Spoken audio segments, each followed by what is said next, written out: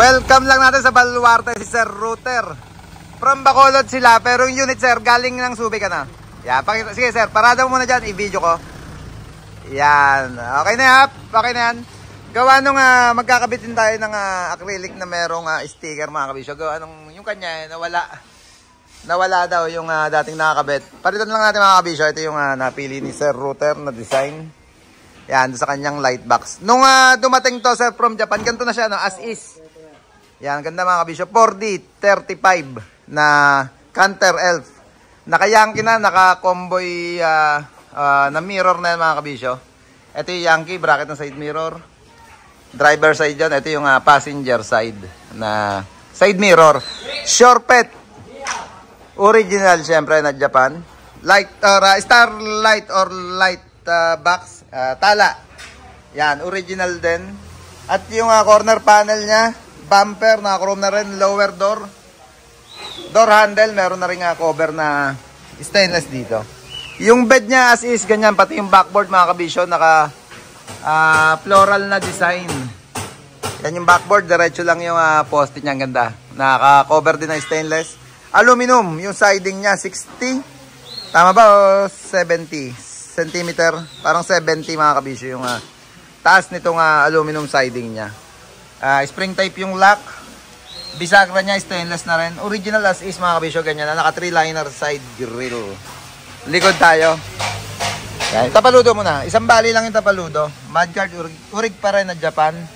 Rear bumper, ayan. Meron din light box dito. At dito dati yung sa Japan kasi, ito yung mismong plate frame niya. Ayan, illuminating kasi yan mga kabisyo. May ilaw. Ito na ngayon. Pag sa Pilipinas, dito na yung plaka niya sa gitna. Tail light, yan, naka-custom syempre. Third brake light, custom din, ayan Sir, ano ba, hazard mo, tingnan natin kung naka-sequential module. Ayun, naka-sequential module nga. Grabe, ganda nung unit ni Sir Router. 10 feet yung kanyang unit. Andy, pakicheck mo yung light box. Kung may ilaw, bago natin ikabit tong plastic acrylic. Check muna yung light box niya. Kung may ilaw yung fluorescent, pag hindi, palitan natin ng ilaw. Para all goods in the hood. Ayun yung ilaw ng ano niya. Puro fluorescent kasi gamit ng Japan mga kabisyo. Puro fluorescent dyan. Parang ganito.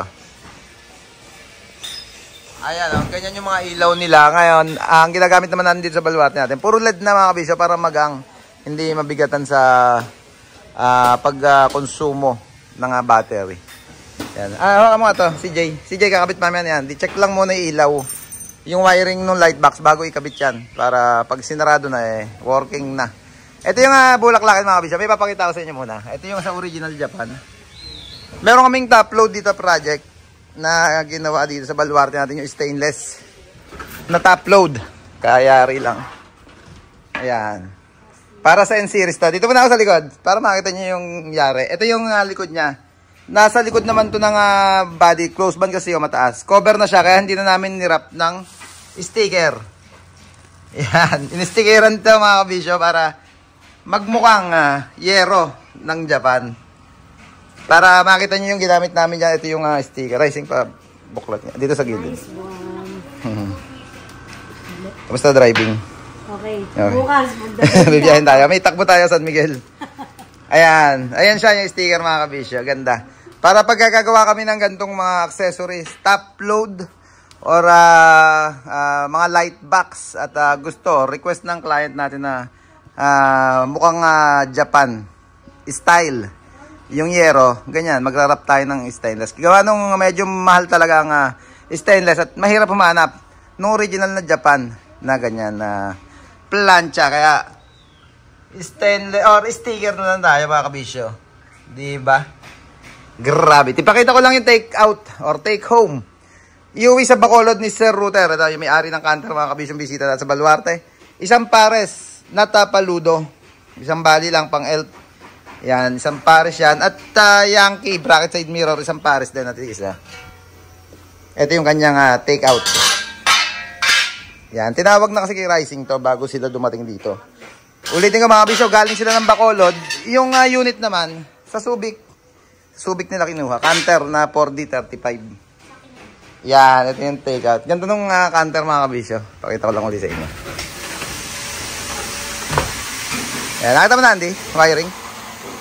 Hanapin mo muna yung ano, kung saan dumaan yung wiring. Pagka medyo may problema na yung wiring, ayusin na yan. Di bubukod na ng switch. Okay, isama sa park light para nakailaw na siya pag nilagay yung acrylic.